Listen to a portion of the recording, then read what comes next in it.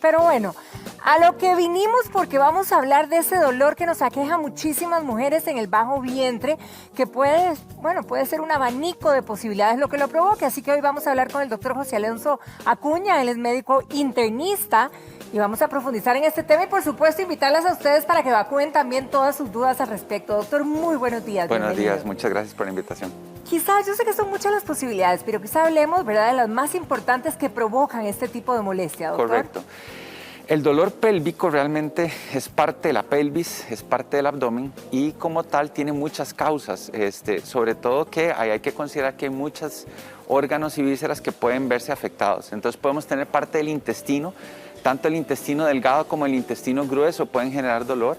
Tenemos lógicamente el apéndice, ¿verdad? Que es algo que siempre las personas dicen, bueno, me duele hacia abajo, puede ser el apéndice. Tenemos también las vías urinarias, sobre todo la vejiga, que genera mucho problema.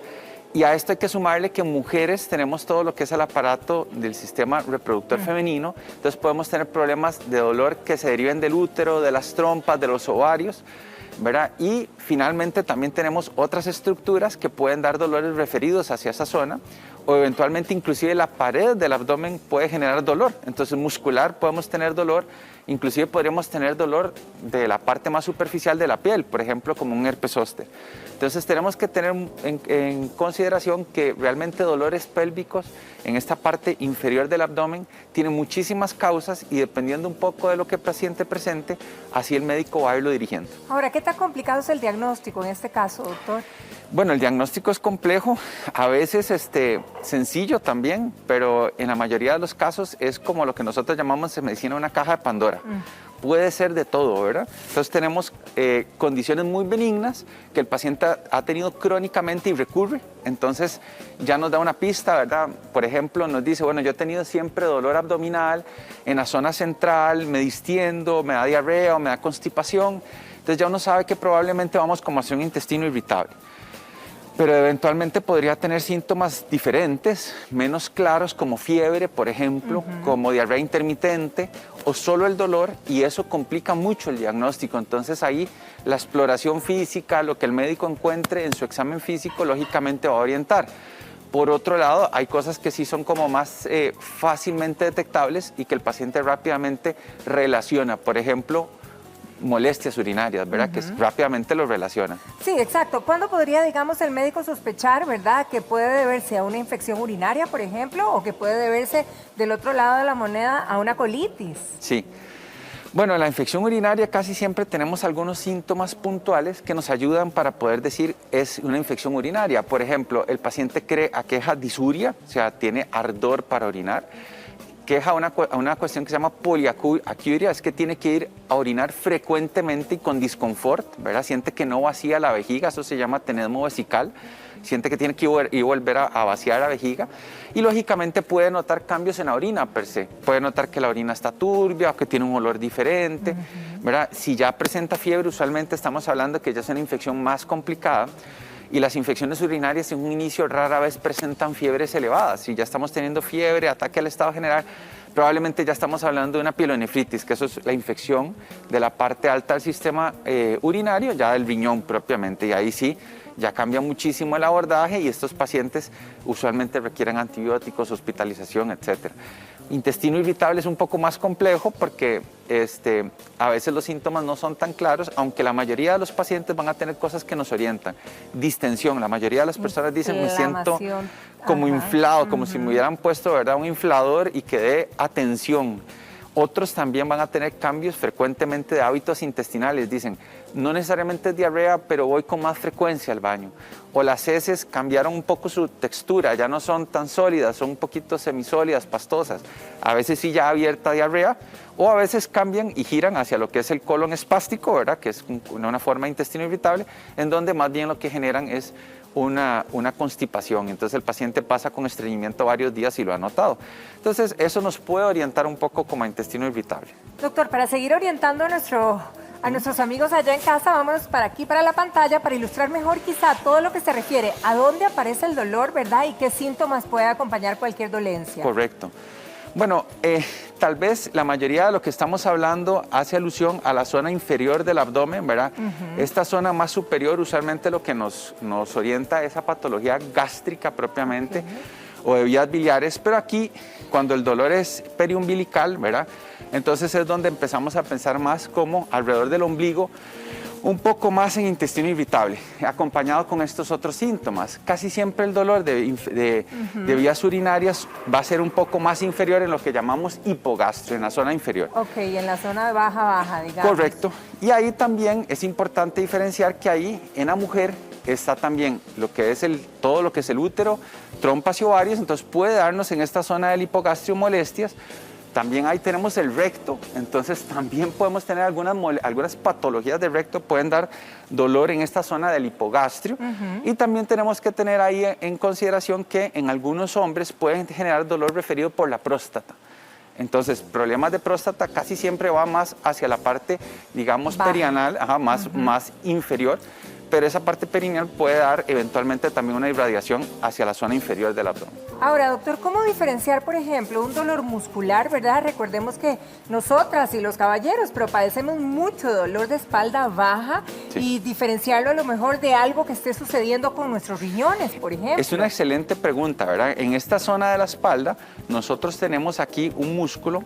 Este músculo, eventualmente el psoas, va desde toda la columna, digamos que aquí tenemos la columna, y él va desde toda la columna prácticamente hacia la pierna. Entonces es un músculo grande, es un músculo poderoso. De hecho, es un músculo de los que puede eventualmente confundir con dolor abdominal, patología del psoas, que se llama, y puede darnos esto. Entonces puede darnos dolor hacia la parte que es más posterior, que se irradia hacia adelante, ¿de acuerdo? Entonces tenemos que tener eso claro. Luego lo otro es que a veces cuando se mete problemillas de colon, la irradiación del colon va hacia arriba o hacia atrás. Entonces a veces el dolor puede ir un poco como detrás de las costillas, ¿verdad? Como hacia la parte de los flancos también, y eso a veces confunde. Entonces por eso es que no solo tenemos que guiarnos por el dolor, la irradiación, sino otros síntomas que acompañen el dolor. Ahora, ¿este tipo de dolores, doctor, o algunos específicos, son súbitos o verdaderamente vienen de menos a más?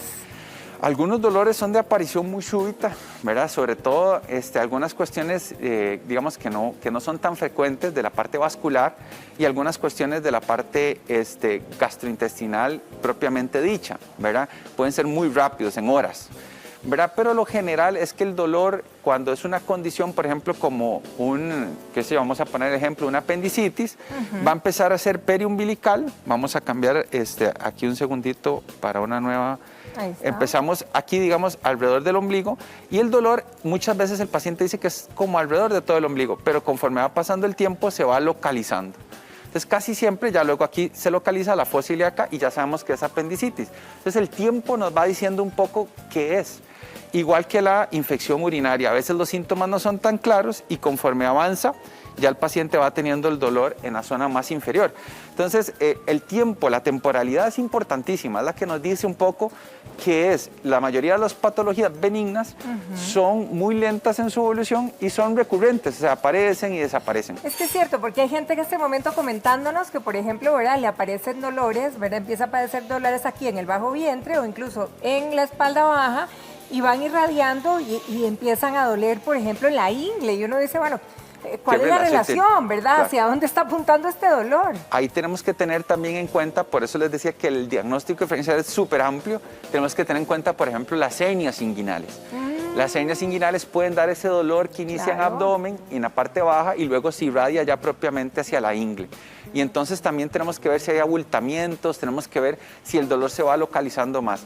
Ahora, cosas importantes es que si la persona acompaña fiebre, acompaña vómitos incoercibles, ¿qué quiere decir? Que el vómito no cede, no vomité una vez, 2 veces, sino que continúo vomitando. Vomito, sí. Ajá, que pierdo peso, ¿verdad? Esas 3 condiciones siempre deben ser un signo de alarma para la persona para ir a revisarse con el médico, con el colega. ¿Por qué?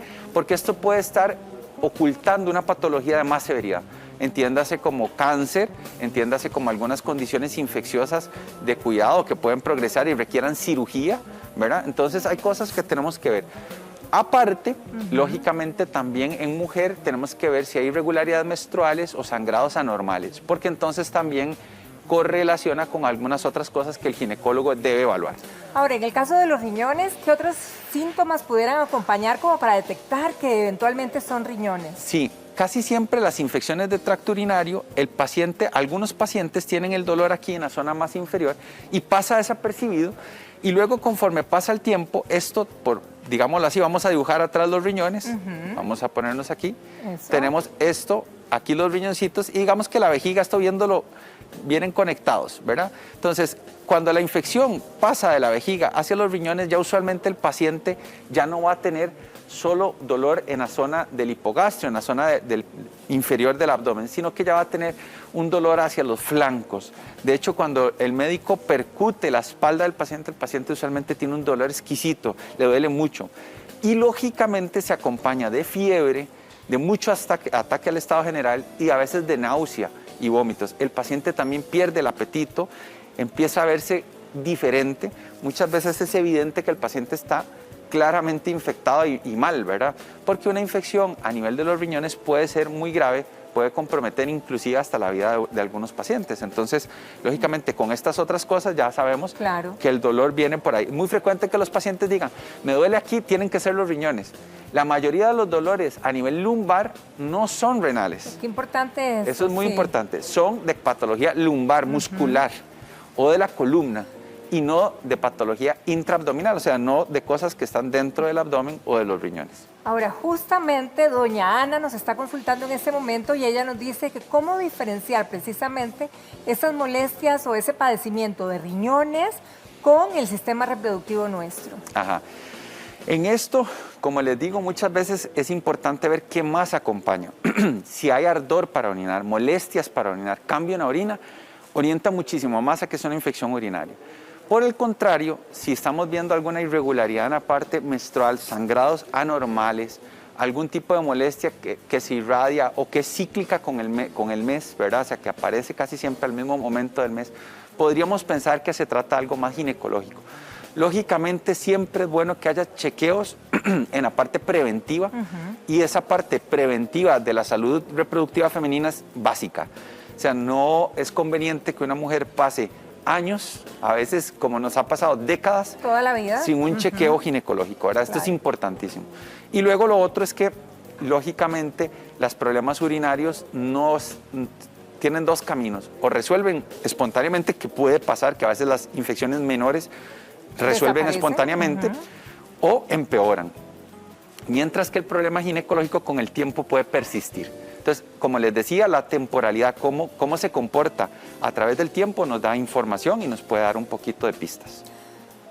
Ahora, doctor, por ejemplo, ¿qué pasa? Porque hay muchas mujeres que dicen colon, ¿verdad? Y tienen problemas de colon, pero también dicen que registran dolores en la espalda. ¿El colon, digamos, puede provocar esto? Sí, el colon tiene un problema. Vamos a borrarlo, creo que por acá. Vamos a borrarlo. Y para volver a empezar a hacer un pequeño dibujo. ¿Por qué? Porque esto es importante que la gente lo entienda. El colon tiene varias partes, ¿verdad? Entonces el colon arranca en el colon ascendente y luego finalmente hace lo que se llama el sigmoides y ya el recto. Entonces el colon, si ustedes lo ven, da la vuelta a todo el abdomen. Claro. Y esto es lo que se le llama el marco cólico. Entonces el colon nos puede dar dolores aquí, donde está casi, valga la redundancia, el apéndice. Podemos tener dolores muy altos, prácticamente. Gases o diferentes síntomas también. Correcto, distensión. Puede darnos dolor hacia el lado izquierdo, digamos, alto, donde está el estómago también, entonces nos confunde. Y puede darnos dolor hacia la zona de la fosa ilíaca izquierda, o sea, la parte más baja del lado izquierdo. Entonces nos puede dar dolor por todo lado. Entonces, en la parte anterior puede dar dolor hacia todas las zonas y en la parte posterior puede dar dolor también hacia las zonas más laterales, digamos, de la zona, sobre todo lumbar. Inclusive algunos pacientes refieren como dolores dorsales, que es menos frecuente. Entonces sí puede dar. ¿Qué ayuda a diferenciar? Lo mismo, ¿qué acompaña ese dolor? Acompaña cambios en los hábitos intestinales, diarrea, estreñimiento, acompaña cambios en las heces. De pronto otro la persona puede tener, y eso es un signo de alarma, ¿verdad? Si vemos heces con sangre o heces diferentes, con moco, que han cambiado, ya eso es diferente. Y entonces tenemos que ir a buscar, lógicamente, un chequeo médico. Pero sí, el dolor en la parte de colon nos puede ayudar un poco a saber si se acompaña de otros síntomas gastrointestinales y sobre todo, la persona que tiene colon irritable o intestino irritable es un problema crónico. Esa persona usualmente desde muy joven ya ha tenido este tipo de problemas y lo repite una y otra vez cuando está estresada, cuando rompe su dieta y come cosas que no debe comer, ¿verdad? Si no está haciendo los tiempos de comida, o sea, algunas cosas que hacen que el colon irritable lógicamente empeore. Doctor, muchísimas gracias por toda esta información y no subestimar ningún padecimiento, a tratarnos pronto. Gracias, doctor, muy buenos días. Mucho gusto.